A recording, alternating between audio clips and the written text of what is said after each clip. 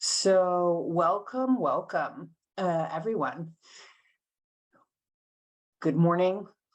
For some of you, very early morning, good afternoon, or good evening, Nepal. Depending on where you're at today, the greeting goes to you. My name is Julie Kaler, and I'm the GAYA Activity Director. I'd like to welcome you all to today's webinar, What Does It Take to Be a Gender and Youth Champion?, where we're going to be sharing a tool that the GAYA team is working on and have a participatory discussion in breakout rooms on how we can further develop this tool to ensure it is useful for the intended audience, right? So this is really a human-centered design workshopping process. Before we start, we'd like to inform you that this session will be recorded. So for your information. At any time during the event, if you do have questions or comments, please do use the chat box feature. We have team members who are tracking the chat, and we will be able to provide responses pretty quickly in that chat function. So please do use the chat. So today's webinar is brought to you by the Gender and Youth Activity, or GAYA, which is my team. And GAYA is a USAID BHA funded learning award that works to improve the quality and impact of food security activities. And we do this by addressing the barriers and challenges implementing partners like yourself face when integrating gender and youth within their activities. GAYA is a 5-year award, and we're actually closing in on the end of our first year. GAYA is issued through the Implementer Design Evaluation Analysis and Learning Leader, or IDEAL, with associate award attached to it. And our team sits across 2 organizations. We are a part of Mercy Corps, and we're a part of SAVE on the GAYA team. So for this event today, the GAYA team worked with colleagues from Save the Children, from Mercy Corps, from CARE, from CRS, and from World Vision to co-create this session to discuss a question at the center of GAYA's mandate. So that question is, what does it take to be a gender and youth champion? Today, we're going to actually look at a tool that identifies core competencies for staff focused on gender and youth.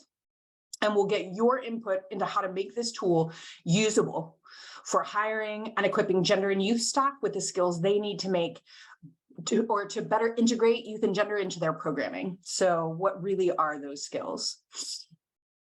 Before we really get into the content of today's session, we want to know who is in the virtual room. So we have 2 questions for you that will pop up in Zoom polls. And you want to just take a minute to answer these 2 questions. I will read out what's on these questions, but if you just want to take a couple of minutes to answer these questions. The first question is, in your current role, what technical areas or programs do you primarily support? Is it gender? Is it youth? Is it both gender and youth? Or is it something else? And if you do choose other, please do write in the chat what technical areas or programming you primarily support. Give you a couple minutes. So the second question is, which of the following positions best describes your current role? Are you a headquarters or regional staff member, but gender or youth? Are you a gender expert for a group of countries or at a global level? Are you a youth expert for a group of countries or at a global level? Are you a gender expert for a single country or program? Are you a youth expert for a single country or program? Maybe you're chief of party. Maybe you're a country director or deputy country director. Maybe you're a program director or a program manager. Maybe you're a program staff, but you are not gender or youth related, or maybe you're a technical expert, but not gender or youth related. So if none of these positions really describe your current role, please share a bit about your position in the chat. Just take a couple minutes to answer those initial polls so we know who's in the room.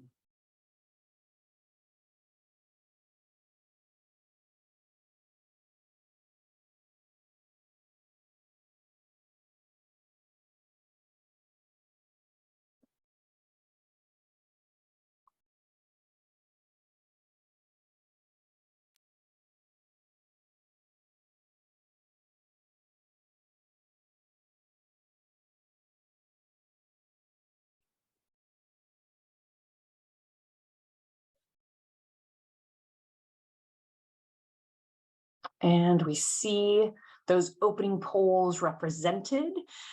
So we see we have a bit more representation of people with gender in their roles than youth, but we've got quite a bit of people who are both gender and youth related.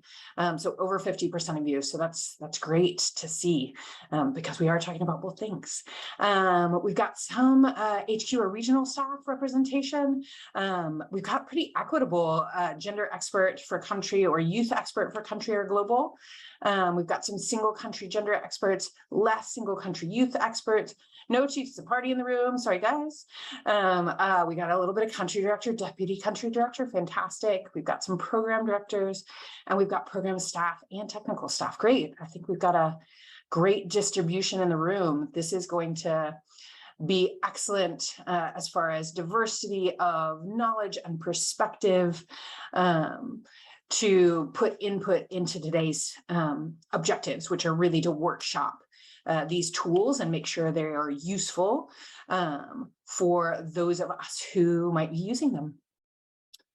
So now that we know who's here, let's really get into the discussion. To give some background to frame today's discussion, about 5 years ago, the Technical and Operational Performance Support Program, or TOPS, as many of you are familiar, which is the predecessor to IDEAL, developed and published a core competency series to provide hiring managers, and program staff with explanations of the basic skills and knowledge senior technical staff should possess to carry out their positions effectively.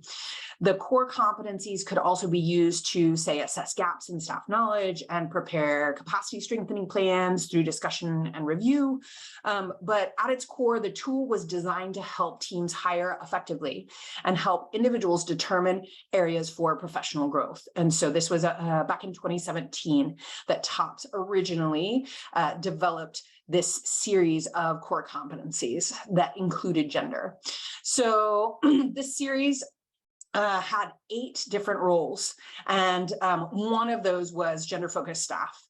These core competencies were broken into anywhere from 5 to 10 different areas and detail out concepts, tools, and skills someone in each of these roles should be familiar with. Notably, the original series did not include youth staff core competencies, hence why we did the work that we did. The original series also included a self-assessment tool, which was designed to identify an individual's knowledge and skills to develop training programs that are appropriate. To do so, anyone could actually copy the core competencies of their position into an Excel sheet, as you see on the screen, and rate their skill level, as well as the importance of that competency in their work. This offered space for reflection and identification of areas of capacity strengthening. So that was also a part of that original tool, was that self-assessment tool. So if you look a little bit deeper into the content of this tool, specifically the gender staff core competencies, it covered 5 different areas. So it covered gender concepts, gender analysis, thematic studies, formative research. It covered gender training. It covered implementation of gender strategies and activities, and it covered monitoring, evaluation, and reporting. So under each of these 5 areas, there's much more detail on the components necessary for the job, as shown specifically on the screen for gender, so that bottom right-hand corner of the box. So in GAYA's efforts to support implementing partners and integrating gender and youth within their work, we collaborated with implementers to develop a comparable set of core competencies for youth-focused practitioners. We essentially mirrored, and it was made as a complement for the one that was developed for gender staff. So this draft tool links to numerous documents that youth practitioners may want to consult, use, or share across their staff to help acquire a better understanding of how to engage youth in their activities. The draft youth core competencies cover 6 areas in its mirroring of the gender core competencies. So those 6 areas are comprehensive youth programming approaches, gender and youth analysis, positive youth development frameworks, participatory youth assessments, positive youth development capacity strengthening, including gender and youth sensitivity and inclusivity, implementation of youth programming and strategies, familiarity with establishing and sustaining youth advisory councils, and monitoring, evaluation, and reporting. So as we were developing this companion tool for youth to complement the gender core competencies tool, we kept returning to the question, because we were not a part of that original 2017 TOPS team, of how can we ensure that this tool is useful for its audience, right? And who exactly is the audience for this tool? We had the original guidance for what the core competencies were intended for, but we really did keep on coming back to this question of use case and usability. So this is what we're here to work with you today on. We want to work with you all today to determine how we can continue to develop this tool to best meet your needs and the needs of your colleagues as gender and youth focused practitioners in this space. So the GAYA team does not want to develop another tool that sits online, that does not get used. Instead, we want to know what you think would make this tool most useful for practitioners. Hence today's workshopping session, really with a human-centered design approach. As we go into breakout rooms, here are some questions we want you all to consider. Does it make sense to separate out gender and youth core competencies? Think of this based on the structure of your own teams. Does it make sense to separate out these two? Who would use this tool? When would they use this tool? What would make this tool more useful for practitioners such as yourself and or the teams you work with and support? This tool is still a draft, so just keep that in mind. And the GAYA team is dedicated to developing it to be useful for the food security community. And when I say this tool, I mean the youth core competencies. The gender core competencies, again, was developed in 2017. Your input into this session is essential, and we're going to get into breakout rooms and really dig in. But we need your help to drive the content, format, and structure of the tool and help us identify and hone in on the intended audience. So we're going to very soon break out into discussion groups to focus on the different elements of this tool. But first, we want to get the ball rolling by hearing from all of you again in a chat storm. So for those of us who aren't familiar with chat storms, this is how it works. I ask you a question, and you take a minute to type into the chat, but the key is you don't press send. So while the music's playing, you're typing, you're thinking, and as soon as the music stops, then I will say send, and then we all storm the chat. So the idea is to give ourselves some time to think, and then when I say send, when the music stops, then we storm the chat. So this is the question that we need to do. So let's think, how could tools like this that define core competencies for gender and youth integration help you in your work? How can tools like this, defining core competencies for gender and youth integration, help you in your work? Now, we want you to think, type into the chat, and then when the music stops, press send. Let's turn on some music for you to think.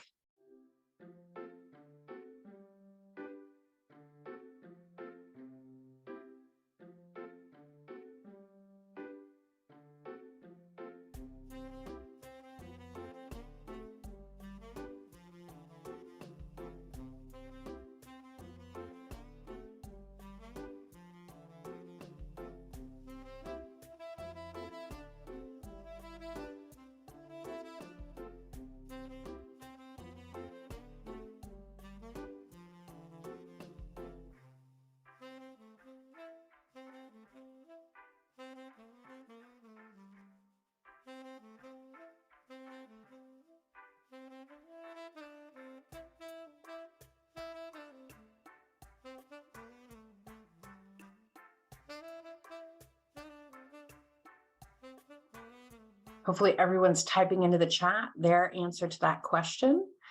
And it's time to press send. So storm the chat. Let's hear what you have to say. Okay. Whew. I love the storming of the chat. It's very exciting. I just want to welcome Sierra Leone into the room. I saw more Nigeria coming.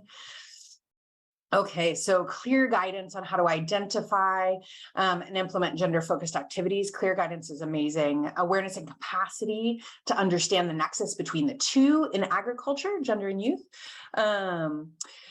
Hiring and guiding and supporting the management teams. Yes. So if you're not technical experts, if you're the management team, this can definitely help support you because you're the ones hiring. It clearly defines KPIs. It could clearly define KPIs that have a gender and youth component included. Great. Definitely, it's so recruitment tool. I see that kind of over and over again, and some consistency in that recruitment, as well as consistency in expectations and requirements across country teams. So really a theme of consistency through this. Yes, it could help set up SOPs. Oh, great. I like that one, Esther. Definitely outlines kind of the framing for where you can put efforts for capacity building and knowledge building, as well as potentially where you need to drive behavior change. So mapping global competencies, yes, again, that theme of capacity building, ensuring pathways and resources are holistic for staff, and that consistency again. Job descriptions, right? So if you are at the beginning of an emergency response or you're having to adapt and you are not a technical gender or youth person, this gives you a framework to build those proposals, build those PDs that you need to hire staff quickly. Great. Thank you, Susan. So, oh yeah, an assessment of, do you have the human capital to support youth programming? That's a great way to think of it, Leah. So really, it's a proposal development tool, as well as a design process tool. I'm seeing that theme in here. Definitely recruitment and capacity building are coming up for a lot of people. I like some of you have identified that the self-assessment piece of it would be really useful. Those of us with gender and youth competencies, right? This is a constant re-upping of our skills, knowledge, practice. And so that self-assessment tool seems like it's useful for many.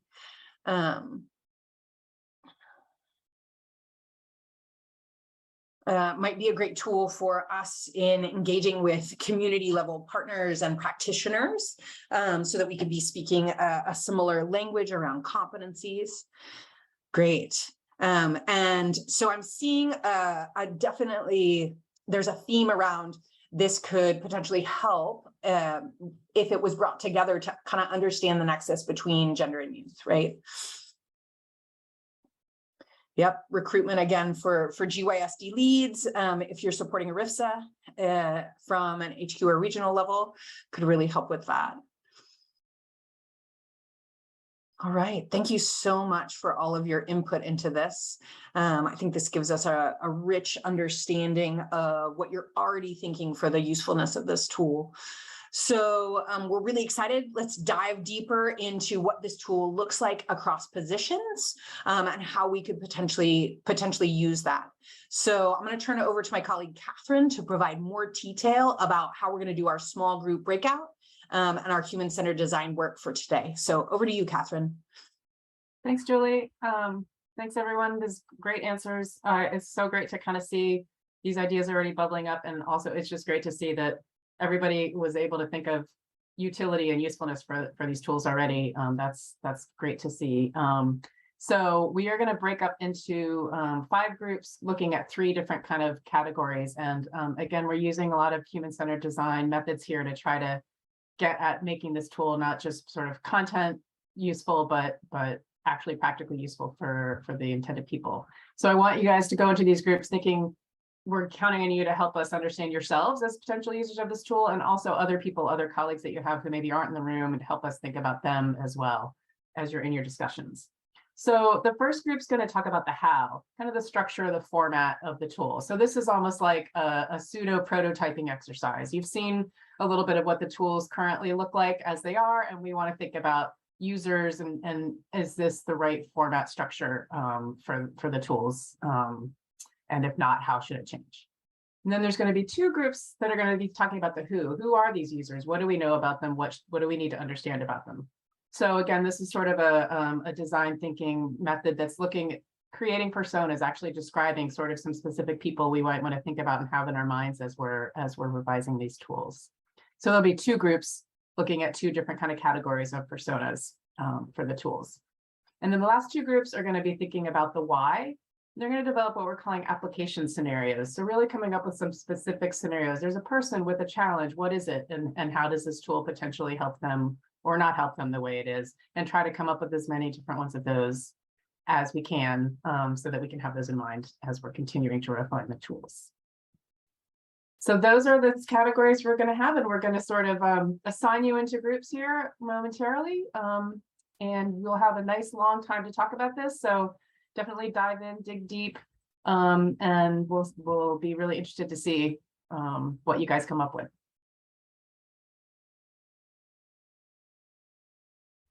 Hi, everybody. Welcome back.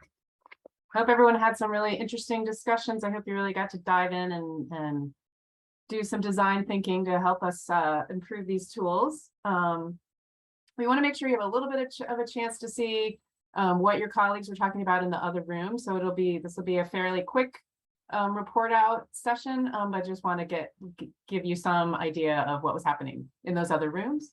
So we're going to do a bit of a gallery walk on the Miro board. It's going to be a guided gallery walk. So our docent, Emily, is going to share the Miro screen and walk us around to look at what some of the different groups came up with.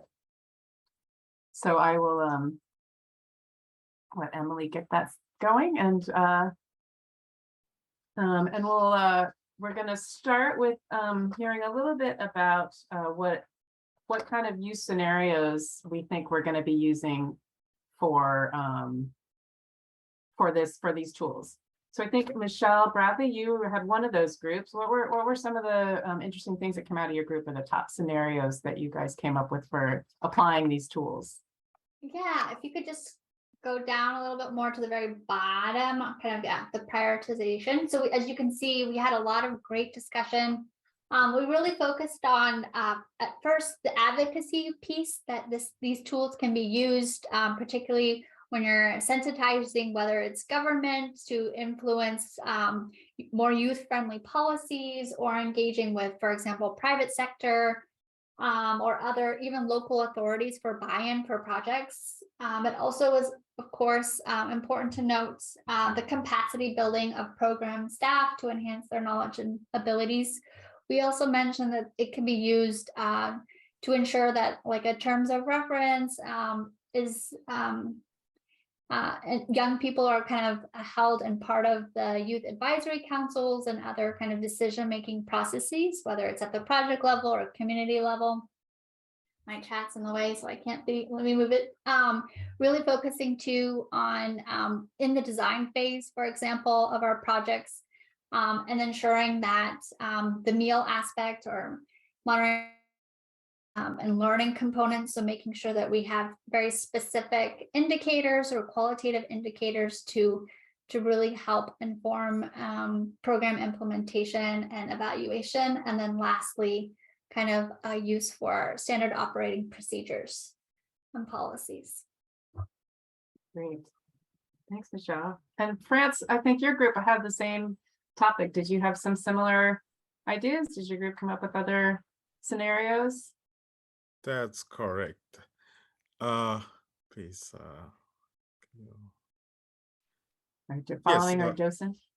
Thank you. First case scenario, we thought it will be very useful in terms of the management application of those tools for job description and hiring of staff on gender and youth issues. And I think we also mentioned it's really good for program design phase to help guide on gender and youth analysis. There's a strong content on different approaches, different way of using those tools to address that.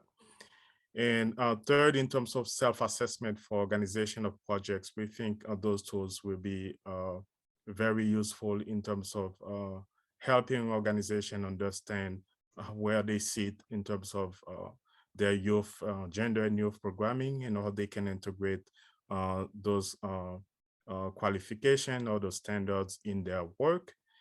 And the fourth application was mostly on development of capacity in terms of staff transformation, in terms of working with partners, implementing partners, and support in terms of building their potential in working in that space.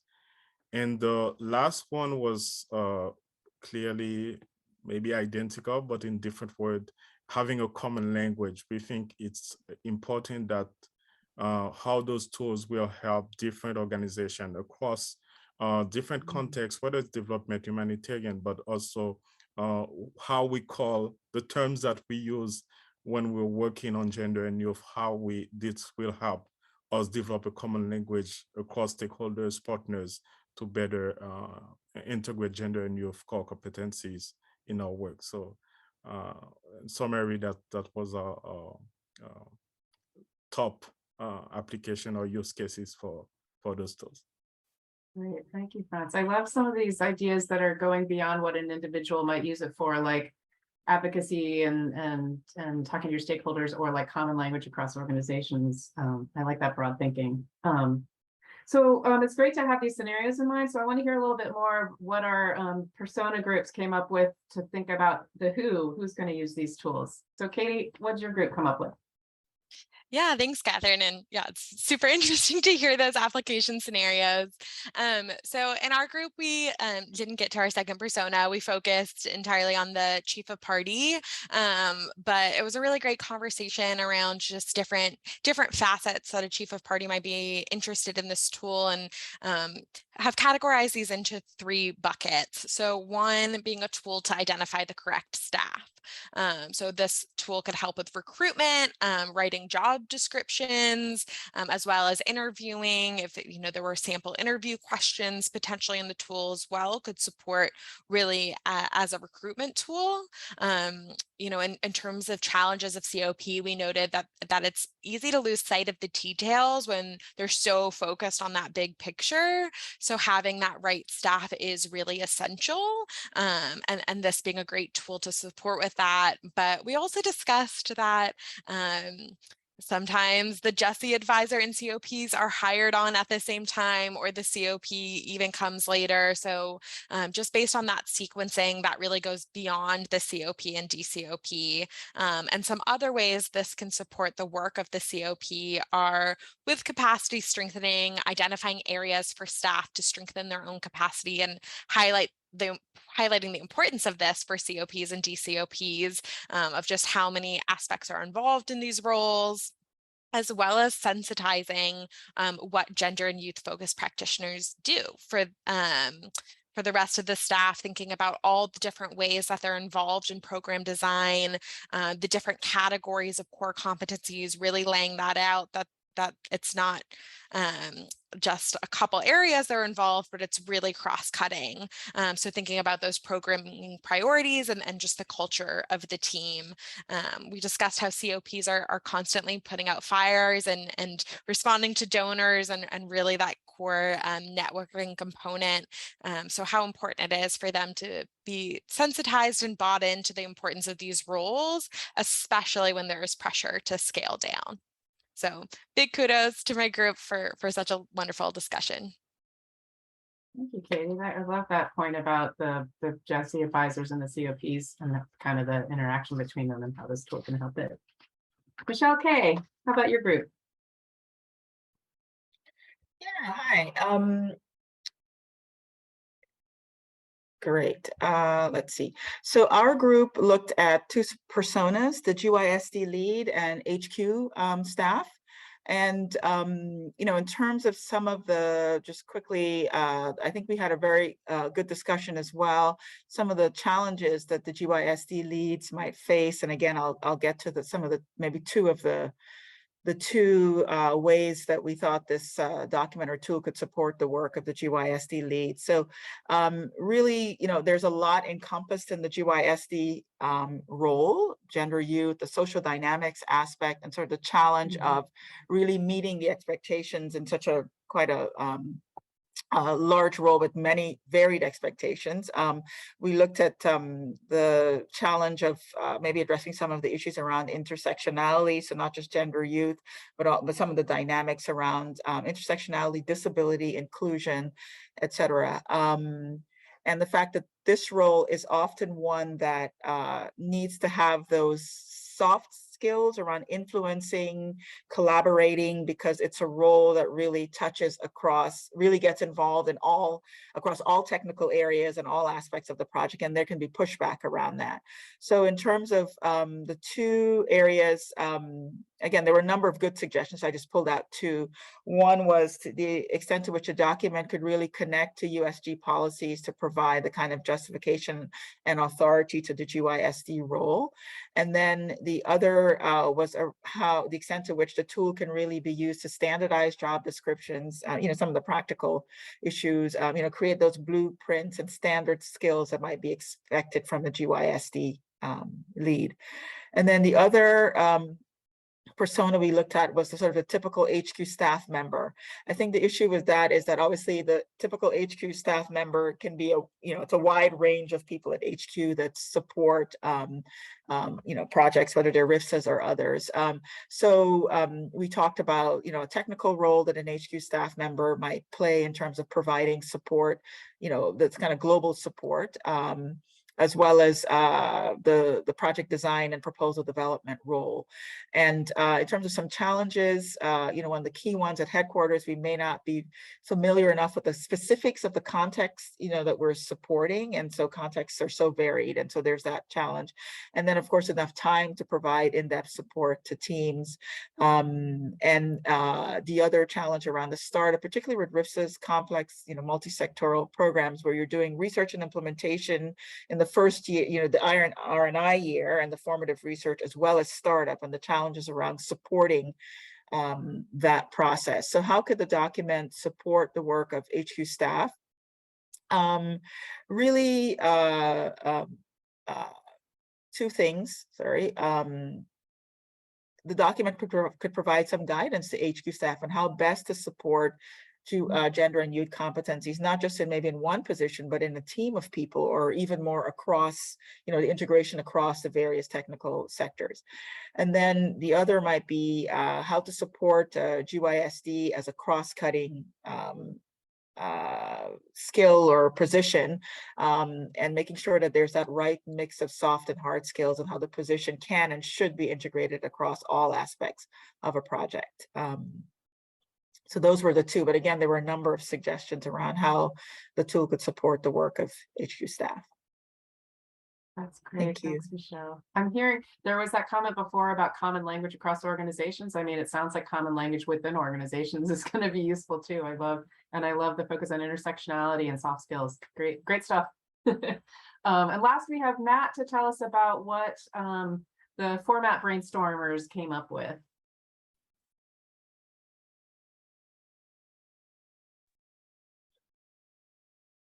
Yeah, hi everybody. So we dug into the format itself. Sorry about the light in the background, but one of the real main themes that came through was great information, great content. I think as many of us feel throughout our work lives, pretty dense and a lot of text. So most of the recommendations kind of revolved around how it might be presented in a little bit more of a visual fashion, how we might, especially with the references to resources, include some visual cues, some guidance, something that helps navigate or helps the user navigate through the document a little bit more easily. And we talked a little bit about And there was a question that was presented as to whether there was the opportunity through this this process to update the gender guide, if that was on the table, and if so, it'd be great to kind of engage in that deeper conversation. And then just thinking through, you know, a specific recommendation around the self-assessment tool, and some of the value or importance of the particular competency within the self-assessment tool. Just a vote from one of our M&E colleagues to think through a 5-point Likert scale as opposed to a 3-point scale that might lead people to choose the middle answer between the 1 and the 3. So, you know, some specific recommendations there in terms of the self-assessment tool. But generally, you know, the information is good and useful, appreciated. Also, other than visuals, maybe the idea of having some type of short video that would help kind of the user navigate through or see how they could kind of have a journey through using the document. So that might be something if resources are available to explore. So I'll end there. Thanks, Catherine. Thanks, Matt. Thank you, everybody. Wow, these groups were busy. You guys really got to a lot, and I love all this. I love all this feedback. I think that we're giving the GAYA team a lot of really great food for thought. And speaking of the GAYA team, I'm going to hand it back over to Julie. Ooh, thank you, Catherine. So appreciate the brain work and the emotional work, digging into maybe some hard experiences to come up with the challenges that different team members have to really feed into this process with GAYA. Really, we have designed this to be more of a human-centered design process. So not just produce a tool, but really dig into use case need in order to refine a tool. So now that we've had this overview, we understand all the great discussions that have happened in the breakout rooms. We want to hear from you one more time in the chat storm. So again, the chat storm is hear the question, think about what you want to say, type it in the chat, and then when the music stops, press send. So the question is, what is your one most important insight from this event that GAYA should keep in mind while revising these tools? Again, what is one of the most important insights from this event that GAYA should keep in mind while revising these tools? And so we'll turn on the music, give you a couple minutes to collect your thoughts. As soon as we turn off the music, we can press send.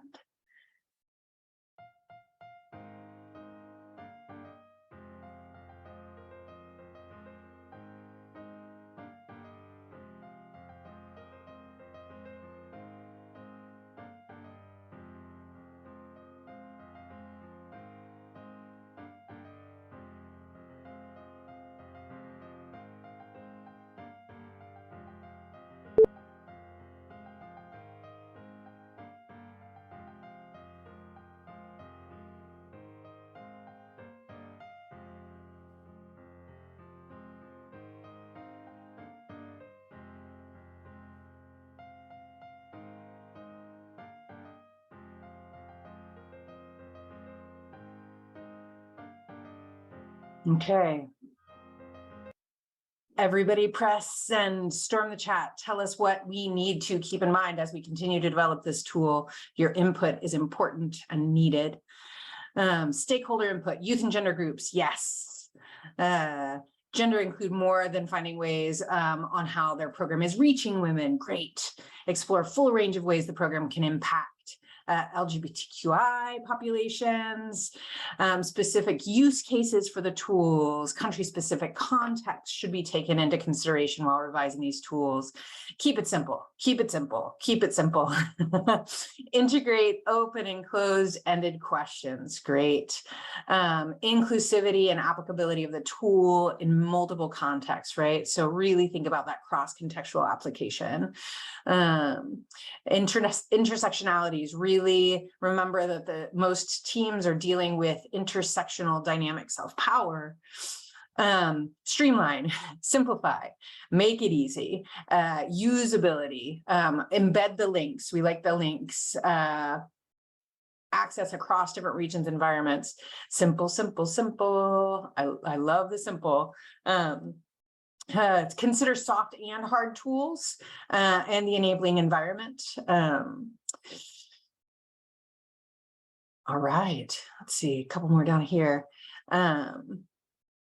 Really, it's important for people to understand how to use tools.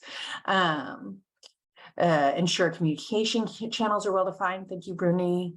Intersectionality again, really defining. So we're seeing this want for this nexus between gender and youth, and differences between humanitarian and development context. Thank you for that call out, Sita. Okay, so I see together tools and I see call for separate tools. That context piece is important. Visuals, interactivity, video versions, right? So thank you, Michelle. And again, that stakeholder input piece, make sure we can really see the multi-sectoral aspect of these roles and what they have to do.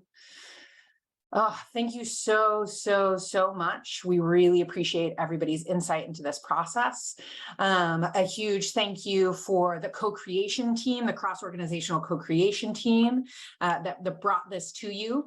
And your input is really going to help GAYA develop a tool to meet the needs of our core stakeholders. So we really appreciate your help on this. We're almost at time, but before we let you go, we wanted you to answer a few more closing questions through our Zoom poll. We'll put on some music and let you do that poll. As soon as you're done with that poll, you're welcome to leave the Zoom session. Again, very grateful for your time, whether it be morning, afternoon, or evening, and look forward to connecting with you again in the future.